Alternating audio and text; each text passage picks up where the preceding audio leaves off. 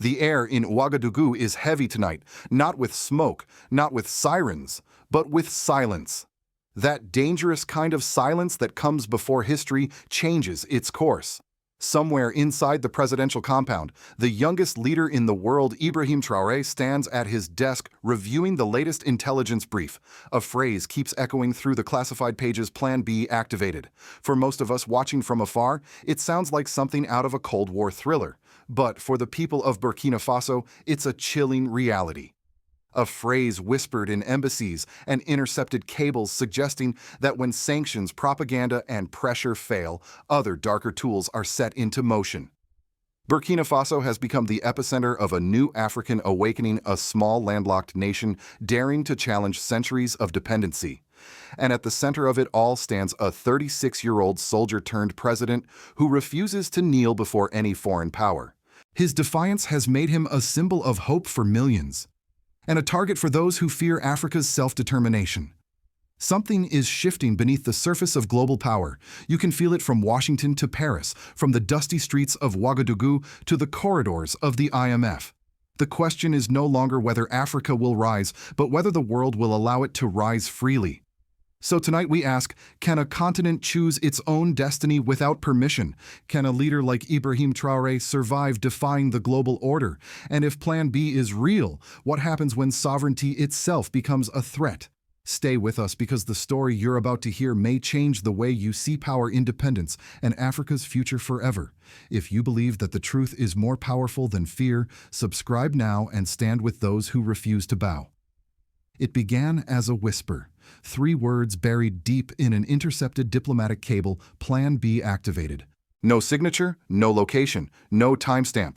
Just a coded phrase that sent a chill through every intelligence circle from Ouagadougou to Brussels.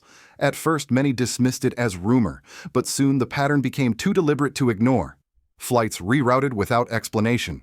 Anonymous briefings in Western media about instability in Burkina Faso. Suspicious explosions near border towns. Even a few failed cyber intrusions traced to unmarked servers in Eastern Europe. Each incident isolated looked like noise. Together they formed a signal. Something had begun. Plan B, insiders later confirmed, was not diplomacy. It was desperation, the final card of a fading empire. When sanctions fail, when propaganda loses its grip, and when covert influence collapses, there remains only one play: neutralize the threat. And in the eyes of the old order, Ibrahim Traoré had become exactly that: not a man, but a contagion of ideas. Within weeks, intelligence reports painted a grim picture. 3 possible scenarios, each more dangerous than the last. Scenario 1: destabilization disguised as extremist violence. Small, coordinated attacks blamed on insurgents to justify international intervention. Scenario 2: engineered accidents, a plane malfunction, a convoy explosion, a sudden medical emergency. The kinds of tragedies that leave no fingerprints. Scenario 3: betrayal from within, the most effective and time-tested method of all. A loyalist turned adversary, echoing the shadows of 1987 when Thomas Sankara, the man who renamed Upper Volta, the land of upright people, was cut down by one of his own. Each possibility echoed history's cruel symmetry: Lumumba in Congo, Sankara in Burkina Faso, Gaddafi in Libya. Leaders who dared to declare that Africa could feed itself, clothe itself, and think for itself, all silenced before their revolutions could mature. And now those same whispers circled once again, this time around a soldier barely in his 30s, armed not with missiles, but with conviction. But this time something was different. The leak of Plan B didn't sow fear, it triggered preparation. Across Burkina Faso's military command, encrypted lines buzzed. Security chiefs were called in at midnight. Checkpoints multiplied. Surveillance networks reconfigured. The airspace over Ouagadougou went on full alert. Then quietly, a single encrypted message pulsed through the presidential network: Code Amber activate. In less than 15 minutes, the capital changed. Streetlights around the presidential compound burned brighter. Civilian air traffic was rerouted. Patrols doubled, radios went silent, and soldiers took up new positions under the amber glow of emergency lighting. The silence of the night broke into disciplined movement, not panic, but precision. For President Traoré, this was not paranoia. It was survival, a doctrine forged from Africa's blood-soaked lessons. He knew history offered no mercy to those who waited, and so Code Amber became more than a signal. It became a philosophy, a national shield of resilience built on three pillars: physical, informational, and moral. The physical shield fortified the nation's defenses, elite units repositioned nightly routes of movement, randomized biometric clearances, enforced even on delivery trucks. No pattern, no predictability, no weakness. The information shield sealed the state's most vulnerable arteries. Every foreign-linked network was cut off. Encryption keys changed hourly. Western advisors embedded in ministries were quietly reassigned. And finally, the shield of legitimacy, the most powerful of all, reframed the battle. Any strike against Traore would no longer be seen as an attack on one man, but an attack on Burkina Faso's sovereignty itself. Observers estimate these new measures cost over $48 million, an enormous burden for a nation with a per capita GDP under $1,000. Yet one of Traore's advisors put it bluntly: what is the price of sovereignty? Far less than the cost of losing it. Outside in the stillness of the night, a young soldier reportedly whispered to his comrade, "They may plan in the shadows, but we guard the dawn." And that dawn, fragile but burning, was no longer just about one leader's survival. It was about Africa's right to exist, unbought, unbroken, and unbowed. They called it destabilization. But let's name it for what it truly was: resistance from a global order terrified of losing control. When Plan B failed to intimidate, it evolved. Anonymous editorials appeared in Western papers claiming Burkina Faso was drifting toward authoritarianism. Aid organizations suddenly complained of restricted operations. International lenders delayed promised funds without explanation. It wasn't an invasion in tanks, it was a war of perception. A campaign to fracture the narrative that Ibrahim Traoré had so carefully built that an African nation could govern itself, defend itself, and define itself without permission. For months, the tension simmered. Behind closed doors, ambassadors whispered warnings. Analysts debated whether Traoré's reforms were courage or suicide. Yet on the ground, something else entirely was happening: unity. Burkina Faso's citizens, long accustomed to instability, began to see through the smoke. Farmers, miners, teachers all recognized that the sudden wave of concern from abroad was not about democracy, but about lost influence. And instead of fracturing, the people drew closer. The very pressure meant to divide them began to forge them into steel. Then came the breaking point. A second intelligence leak, this one unmistakable, detailed covert assets positioned for internal disruption. The document was brief, but its implications were seismic. Plan B wasn't theory anymore, it was an operation in motion. That same night, President Traoré addressed the nation in a broadcast unlike any before. He didn't speak from behind the polished desk of his office. He stood among soldiers beneath the flag of Burkina Faso, his voice steady and defiant. "We will not live on our knees. Any attack on our sovereignty is an attack on every citizen of this land. We will not answer shadow with shadow, but with the light of our unity." The speech rippled across the continent. From Bamako to Niamey, from Conakry to Harare, the words were replayed on local radio stations. Defiance made contagious. In the streets of Ouagadougou, people poured out in the thousands, waving flags, chanting, "We are the Shield Women," tied red scarves around their wrists, symbolizing Code Amber, the national doctrine of vigilance. It was no longer just a security order, it had become a social covenant. Western media labeled the movement state-sponsored nationalism, but those on the ground knew better.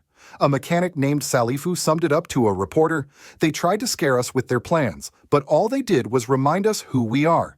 Meanwhile, within military circles, Code Amber evolved. Intelligence units began tracing foreign-funded NGOs suspected of funneling money to agitators. Fake social media accounts pushing chaos were exposed. Local journalists uncovered shell organizations registered abroad. What had once been secrecy was now sunlight, the most dangerous weapon of all. In response, the global narrative shifted uneasily. The louder the accusations grew, the calmer Traoré became. Instead of reacting, he redefined the conversation. In international forums, Burkina Faso stopped defending itself and began asking questions others were afraid to raise. If sovereignty threatens the global order, what does that say about the order itself? That single line, delivered during a summit in Bamako, struck a nerve. Even seasoned diplomats paused. Because beneath the rhetoric was a deeper truth: the fear wasn't of instability, it was of independence. Across the Sahel, citizens began echoing Traoré's message online with hashtags like Shug Africa Not For Sale and Dias Expose the Empire. Mali and Niger tightened cooperation. Even hesitant neighbors like Chad started re-evaluating old alliances. For the first time in modern African politics, solidarity was outpacing subversion. But with every surge of confidence came new risks. Intelligence intercepts hinted that certain assets within the military were being courted with offers of asylum property and cash, the familiar currency of betrayal. The ghosts of 1987 loomed large. Yet this time Traoré was ready. Loyalty checks became daily. Command structures decentralized. No single traitor could pull a trigger that would topple the state. Still, the question hung in the air. How long could a young nation resist the machinery of a global system built on its submission? In Ouagadougou, the answer could be read in graffiti scrawled across a wall near the central market. 5 simple words in red paint: you can't colonize the awakened. And for the first time in decades, even the old powers began to sense it. The storm they'd planned in the shadows was now breaking in the daylight, and this time, the light belonged to Africa. In the weeks that followed, the Plan B revelation's life in Burkina Faso did not collapse as foreign analysts predicted. It transformed. Markets reopened. Schools resumed.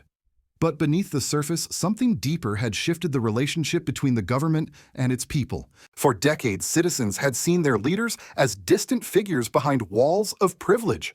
Under Traoré, those walls began to fall. Ministers traveled to rural villages holding town hall meetings under mango trees.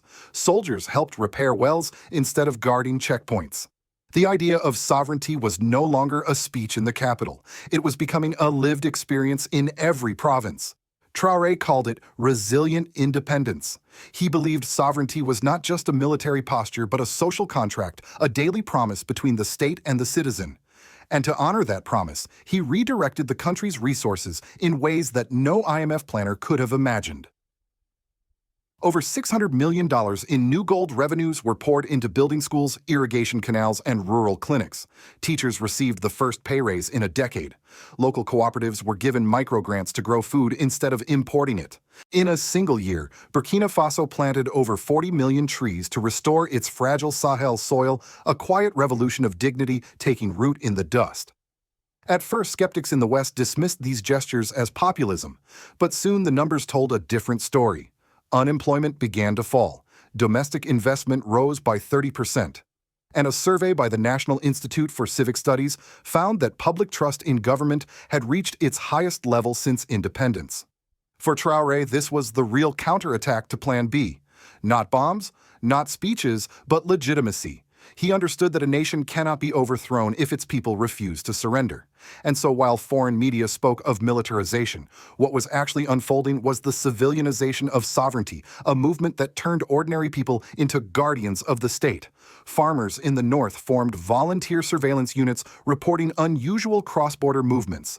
Youth groups in Ouagadougou launched cybersecurity clubs to monitor disinformation campaigns. Women's associations organized markets of independence, selling only locally produced goods under the slogan, "Feed ourselves to free ourselves."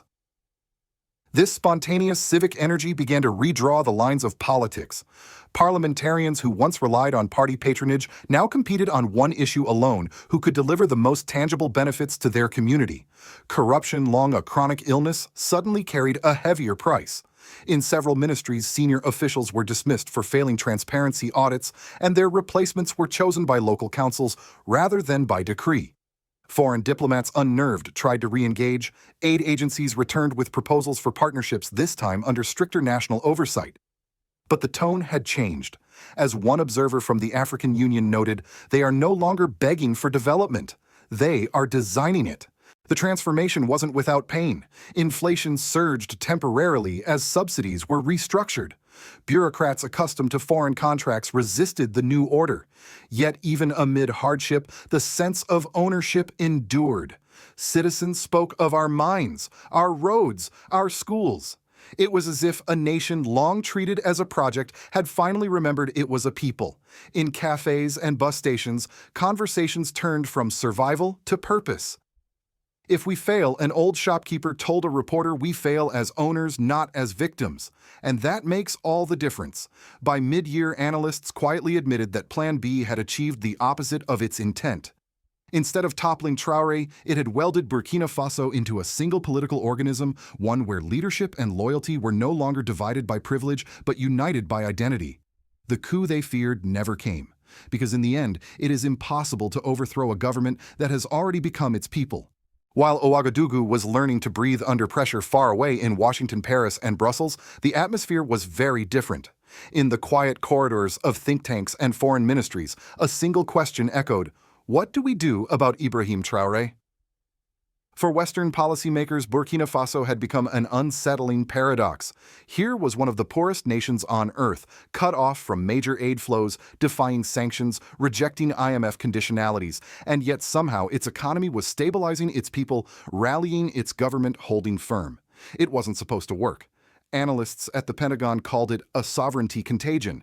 In one leaked report, an official warned that if Traoré's model of independence spreads, decades of Western leverage in Africa could unravel. The language was clinical, but the fear was unmistakable.